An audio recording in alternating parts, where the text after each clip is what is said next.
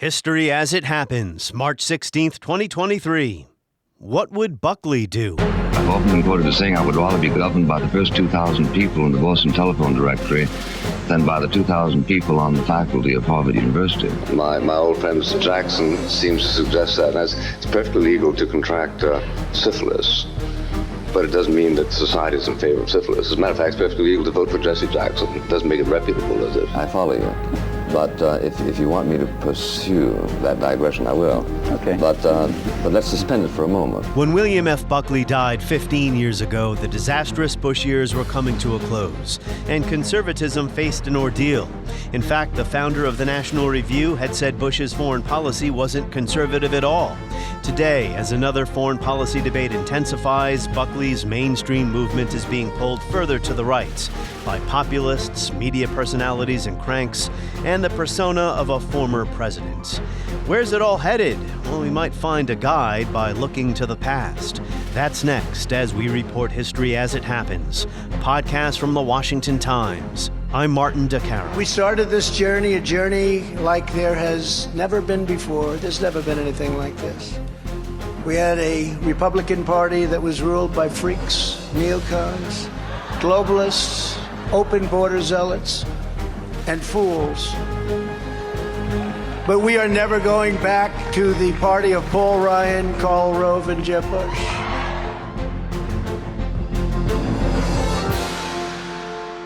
I happened to notice a couple of weeks ago as I scrolled through Twitter an article about William F. Buckley, marking the 15th anniversary of his death.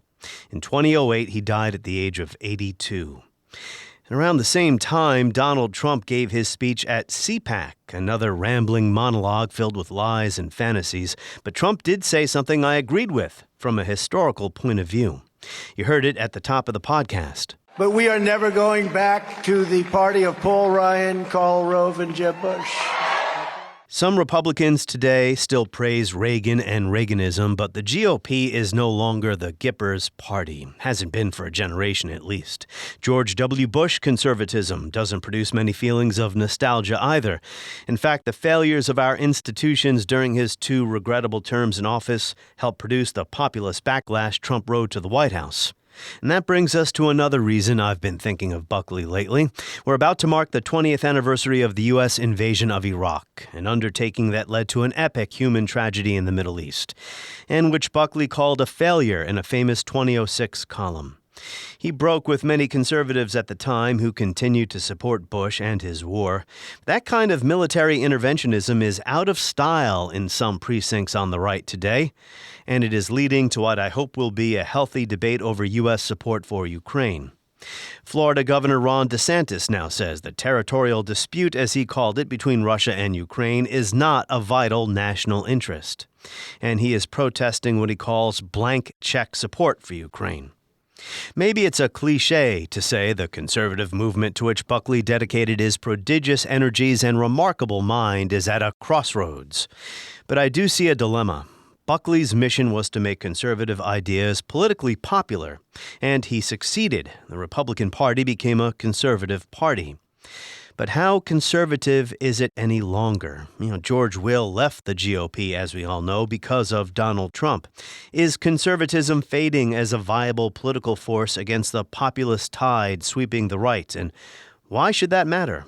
Who better to ask than a senior writer for Buckley's flagship publication, the National Review, Dan McLaughlin. Welcome to the podcast. Great to be here. So when William F. Buckley died back in 2008, conservatism was facing, let's call it an ordeal. Maybe crisis is too strong a word. Would you agree? The Iraq War had failed, in Buckley's own words, and he said of the Bush administration's foreign policy, it is not at all conservative, if anything, or rather, it's anything but conservative, inasmuch as conservatism doesn't invite unnecessary challenges. And you might say that conservatism is facing an ordeal today as well, in the person of Donald Trump. Is conservatism facing another ordeal today as it did in the aftermath of the Bush war in Iraq and the neoconservatives? To the extent that we're looking back to the end of the Bush era, I don't think it's that we're dealing with a different set of problems so much as the continuation of the working out of those problems. through the movement. In some ways, I think we are dealing, to some extent, with a situation that resembles a little more where Buckley came on the stage in the 50s. Conservatives had a sense that the commanding heights of the culture were captured by liberals. Today, it would be progressives. You had a president at the time who was very much to the center left of the party, who did not really come from the conservative movement. In fact, Eisenhower, like Trump, although the two men are quite different in a number of ways, Eisenhower, like Trump, was a guy who really basically only joined the Republican Party to run for president and didn't really speak the language. He upheld the New Deal order. Yeah, and, in much the way that some of what Trump did in the campaign in 2016 and is doing again now, is promising to protect the entitlement state. Trump certainly has pushed the party to the right in some ways on immigration and trade, but also to the left on a lot of spending and, size of government issues. So in some ways, the stage is set similarly to that period. And I think that the great question going forward, I don't think that you can wind the clock back to where we were in the Bush years. Or the Reagan years, I would say. Yeah. Well, Bush, as it is, was sort of coasting on the fumes of the Reagan years. Basically, Reagan had kind of settled seemingly all the big questions in the party. And so, for the most part, during Bush's presidency, those were treated as settled. It's only afterwards that people started going back to first principles in a lot of ways. But, if you look back at Buckley, there's some contradictions there that are not true contradictions, but apparent contradictions, right? Buckley was famously mistrustful of elitism. They had that great line about he'd rather be governed by the first 500 names in the Boston phone book than the Harvard faculty. It's a line that echoes, and Buckley was erudite enough that he might have stolen it from such a good source. I think it actually echoes a line from Alexis de Tocqueville, who said in 1848, looking around at his colleagues in the French National Assembly, that 900 English or American farmers chosen at random would have made a more plausible political body. But Buckley was deeply suspicious of populism. He hated George Wallace. He was scornful of Trump when Trump ran for office in 2000 briefly. That's right, Reform Party. Yes, yeah, and something like that. But one of the other contradictions with Buckley is and even nationalism. If you look at Buckley's debates with Reagan over the Panama Canal in '78, Reagan was taking the more conventionally nationalist posture about we paid for it, we built it, it's ours. Buckley wanted to take a broader view of we made commitments, we got to give it back. To vote for them is not to renounce the foreign policy of Theodore Roosevelt. To vote for them is not to endorse the foreign policy of President Carter.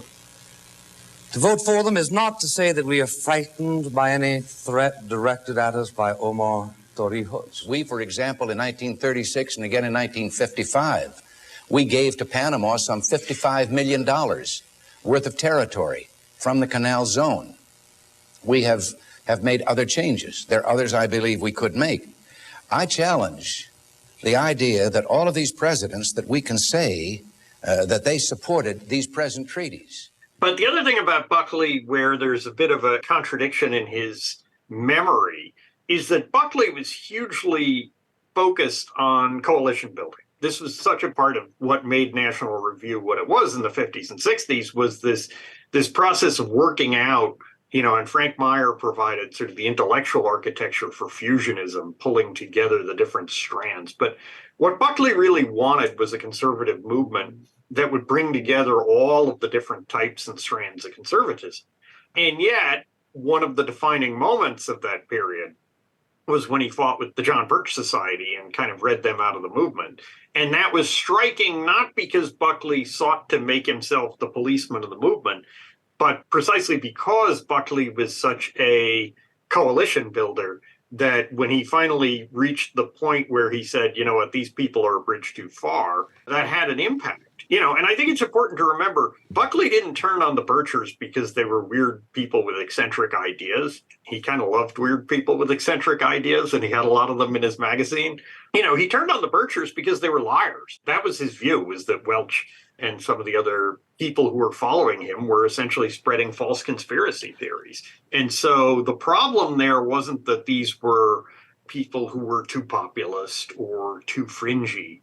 for the conservative movement. The problem was that they were not telling the truth. And that, I think, to a large extent, is the big dividing line right now in the Republican Party over Trump post-January 6th. Buckley said something to the effect that if you can't tell the difference between a Democrat and a communist, we don't want you in our movement. And that was part of the problem with the Birchers, right? The anti-communist conspiracy theories.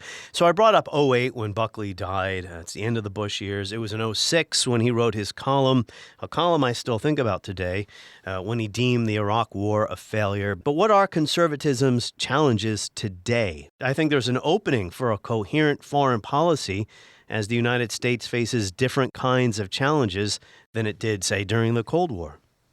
Certainly, there are lingering fissures at a philosophical level on foreign policy that go back, it's not just to the Iraq War, but go back, within the party all the way to certainly to Eisenhower versus Robert Taft, and even further than that.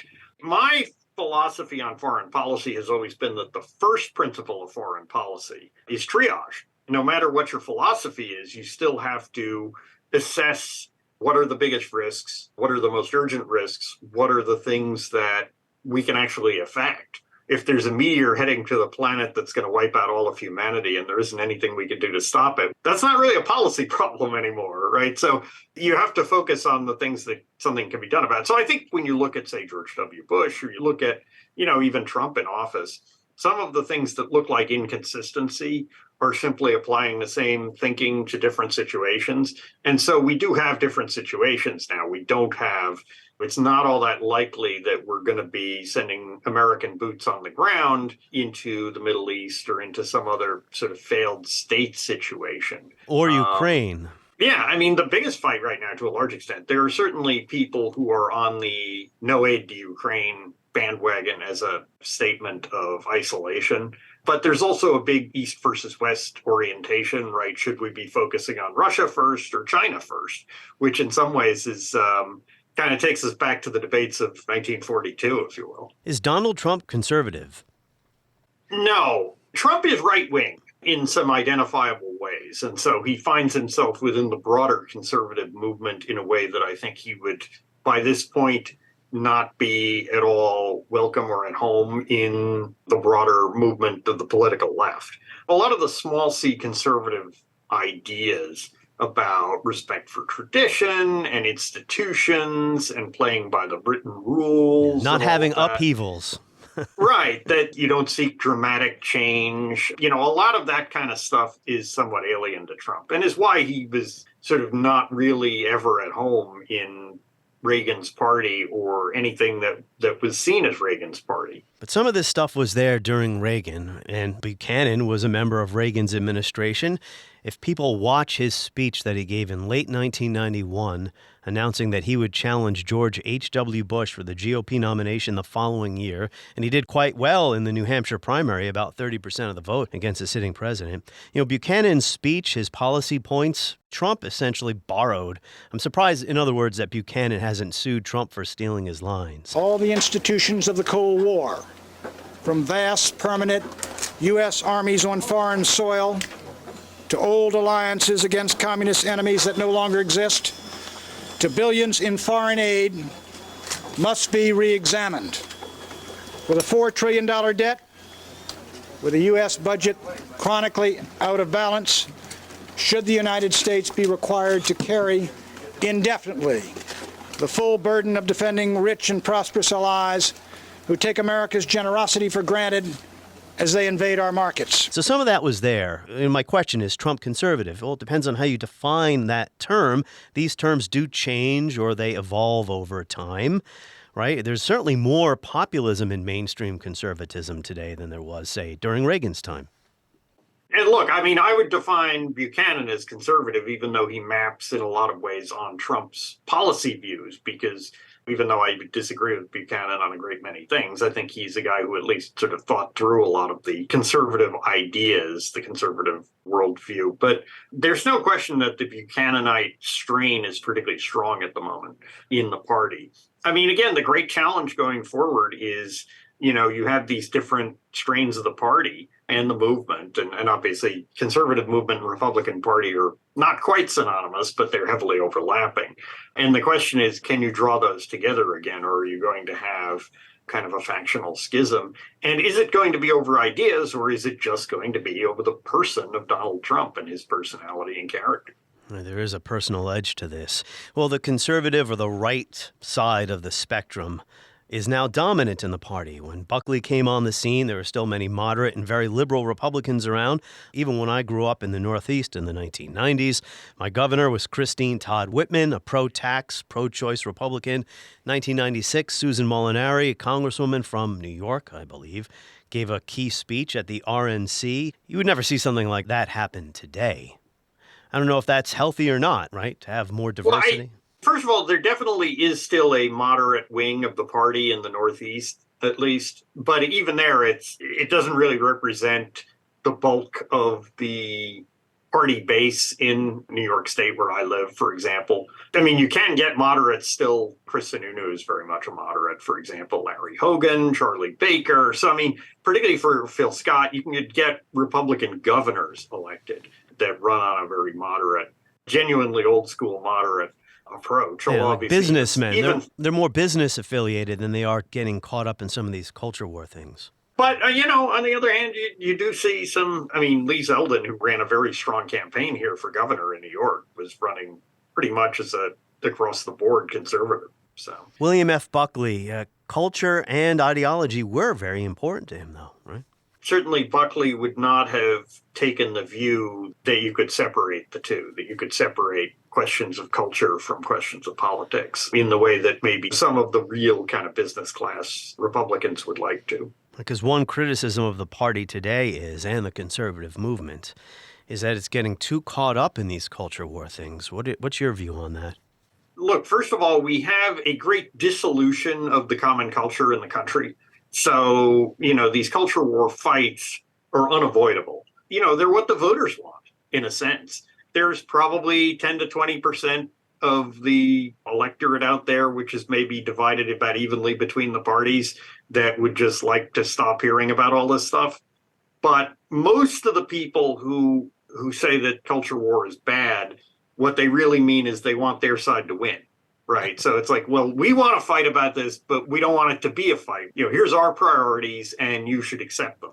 That's just not the way democracy works. I do think that the culture wars have been unduly inflamed by the Supreme Court. And I don't mean the current court. I mean that the court spent, a good half a century taking issues that should have been local issues, making them national, and having them decided on a winner-take-all basis of a vote of 9 lawyers. That raises the stakes. It raised the stakes for Senate races, presidential races enormously, and did so for decades on end in a way that cannot easily be unwound. I agree with you when you said Trump is not conservative. I started our conversation mentioning a quote Buckley gave near the end of his life about the Bush administration, how its foreign policy was not at all conservative.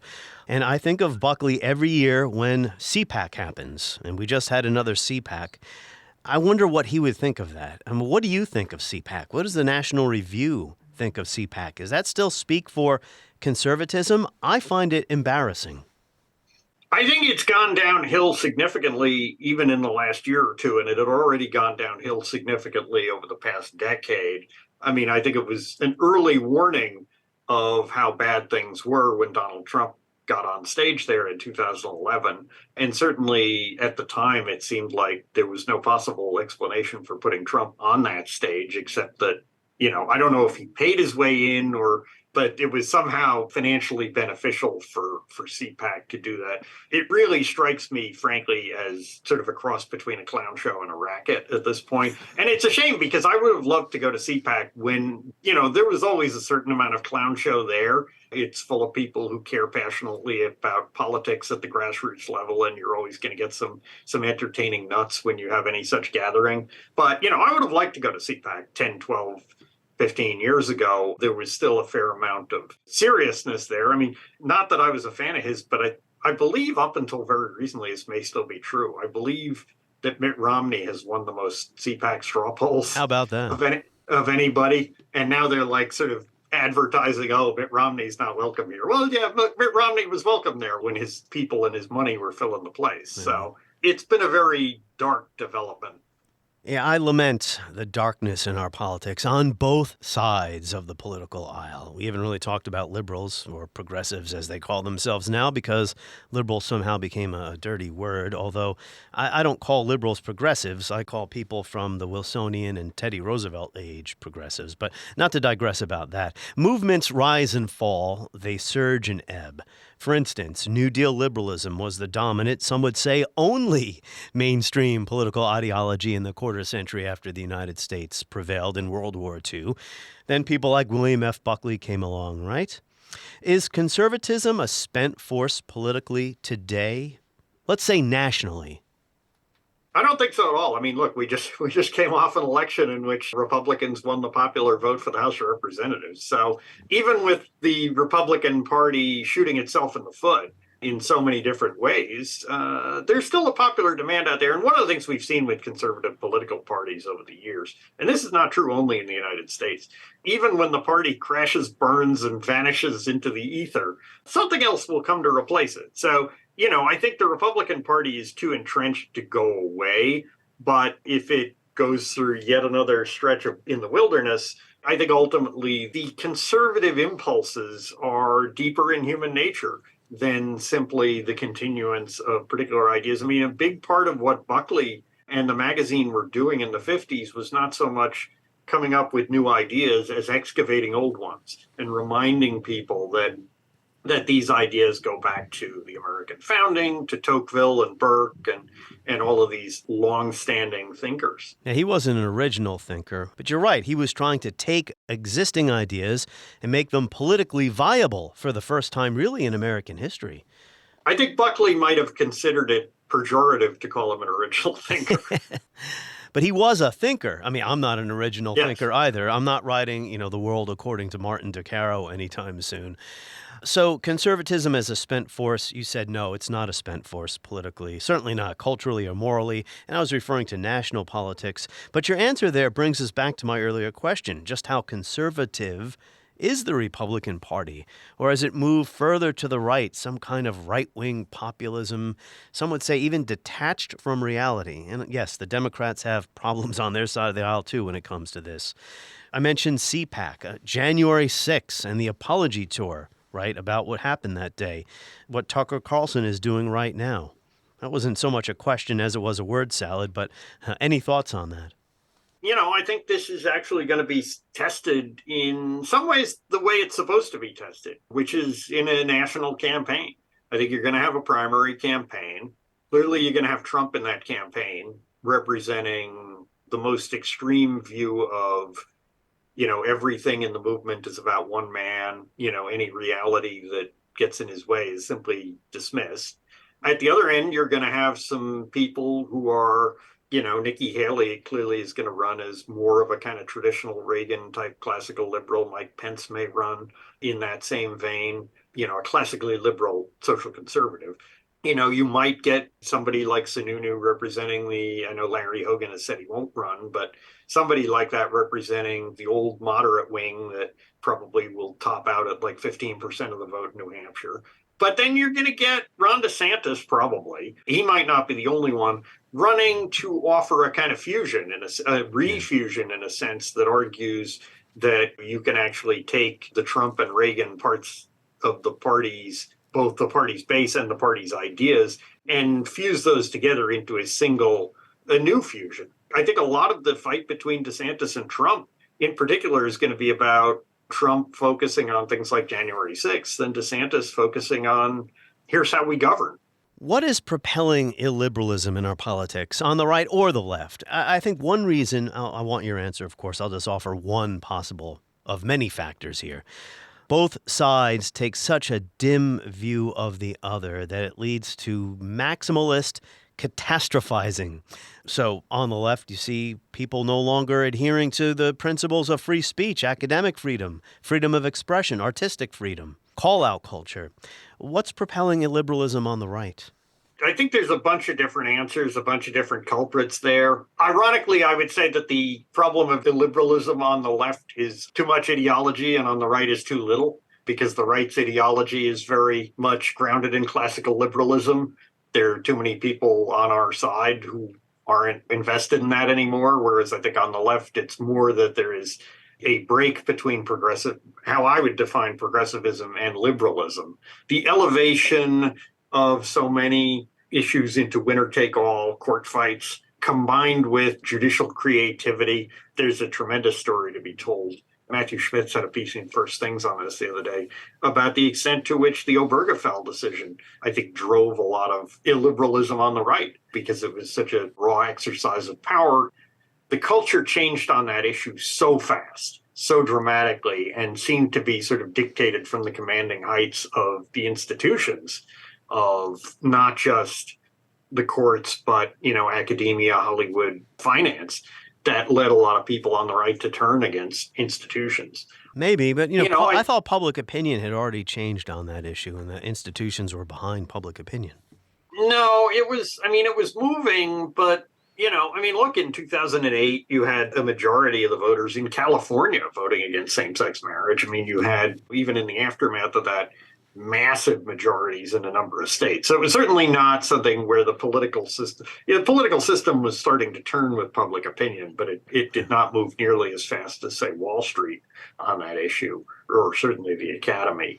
The meta sort of bigger picture questions, I think a lot of the illiberalism, part of it is our educational system, that people simply haven't been, I'm going to play my old man Gen X, we grew up with Schoolhouse Rock and you guys didn't card here, but there is a kind of basic civic education that has been in decline and replaced with progressive doctrines about race and gender. And I think the decline of, particularly in the past 2 decades, the decline of religion, church going, I think that also leaves people with less in common in their first principles, less of a sense that we're all reading the same book kind of thing that was once true in America, and I think it's not. And that means that people are coming from a fundamentally different eschatology.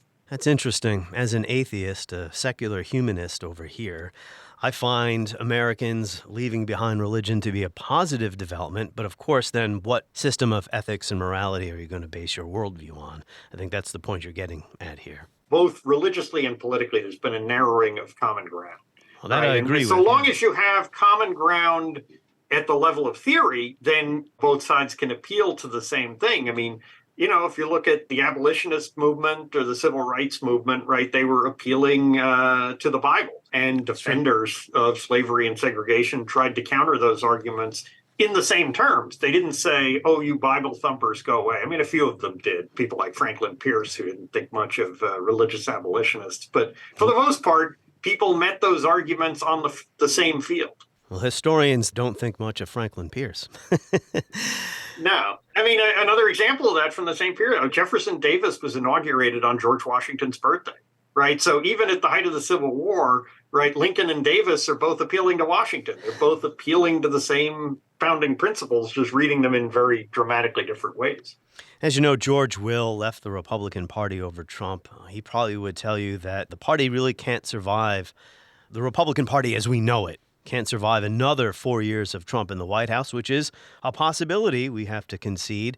Maybe the same could be said for the conservative movement. I guess sometimes I just wonder how we got to this point, that an event like January 6th could be a partisan issue. Not entirely. There are plenty of Republicans who have condemned what happened that day and understand the truth of what happened there. But there's this very powerful, maybe it punches above its weight, maybe social media is skewing my view of reality here. There seem to be very powerful voices on the right, just to use January 6th as the example, to use that as a divider.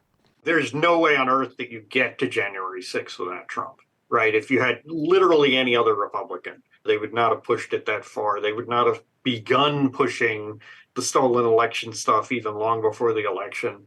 Trump was doing that in the primaries in 2016, right? Accused Ted Cruz, exactly. System in Iowa, in Colorado. And there is a certain part of the base of both parties that is just wrapped up in sufficient raw partisanship that they will follow the leader anywhere. I think we saw that during the Clinton years and such. And negative partisanship is a big thing, right? If you're a conservative, I hated everything about January 6th. I thought Trump should have been impeached on it.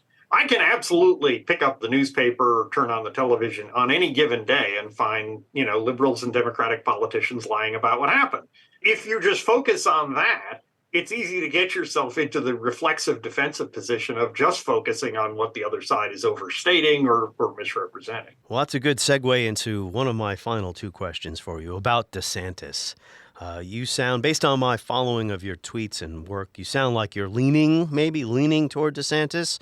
Liberals are describing him as a fascist. He'll be worse than Trump, etc. I mean, I'm not a fan of DeSantis. I say I'm not really a fan of any politicians. I'm supposed to be a journalist here. I'm not supposed to be taking sides. Although I do find his style to be bullying and somewhat illiberal. Am I wrong about that? Well, first of all, as a journalist, I consider myself first and foremost an advocate. I do a certain amount of the detached punditry of journalism, a little bit of news reporting, maybe a little bit of what you would consider activism. But fundamentally, I'm trained as a lawyer. My job is really, as an opinion writer, to make the best case for my points and address the best arguments on the other side. So, my view at this point, I could be persuaded out of it. Perhaps events change, but my view is that the party really does need to get behind DeSantis. I think he is the best option, not only to defeat Trump within the party, to refuse the party, and to go forward into the election. I think he is definitely a guy who cares a lot about power and how it is used, which is good for the most part. The dark side of that is that if you have a guy who is focused on using power, then anytime he makes a mistake, anytime he goes too far, he's going to follow that with a use of power, right? Trump would say nutty things on Twitter that he then did nothing at all about. He had a attention span of a mosquito, but yeah, go ahead. Yeah, whereas DeSantis is he's remarkable, even within the political world, to the extent to which he talks mostly just about things that he has some power to control, and then he does stuff about them. And he thinks through before he makes those steps. He is using power over the executive government of Florida, certainly, in ways that are, that are very strong-arming. But, I think sometimes you need that. Look, I lived in New York City when Rudy Giuliani was mayor, the Rudy of the 90s, not the Rudy of today, who's a very, very different character. To say the least. Yeah, and it's really sad to watch for those of us who considered him really a hero throughout his mayoralty, both before and after September 11th. But Rudy came in when the city was in need of very dramatic changes. He cracked a lot of heads. Every now and then, the wild side of Rudy would come out where he's getting on the radio yelling at the guy who wanted to own pet ferrets, some other sort of strange obsession of his. But there was so much low-hanging fruit there. There was so much that needed to be done to set the city on the right course, and Rudy did it. I think that DeSantis does have some of that in him that is good. And in a sense, that's why I think it's the right moment to send a guy like that nationally rather than wait until he's sort of old and cranky. Hope you didn't roll your eyes when I said, as a journalist, I'm not supposed to be taking sides here. No. Look, too many journalists do. Listen, Twitter has been terrible for my profession, our profession. You're an opinion journalist. You work for the National Review. It's a little bit different. I've always been a newsman. I host a podcast now. I'm allowed to be a little bit more opinionated, but I still don't want to take sides politically. I absolutely think that we could use more news. The old thing about, I think maybe more of these people should stop calling themselves journalists and just call themselves newspaper men or something. Because, the old ink-stained guy with a fedora maybe had a little better of a feel for, what his actual job was. But what they write on Twitter wouldn't be allowed in their articles. So don't write it on Twitter. Yeah. Well, I'll get off my high horse here. Last question. What do you miss about William F. Buckley? We didn't talk too much about him here. We talked a little bit about his legacy. But him personally, I do miss his wit. I do miss his vocabulary, which some people mocked him for. His willingness to engage in civil debate, with the exception of the time he threatened to bop Gore Vidal in the nose. But, Vidal was calling him a crypto-Nazi.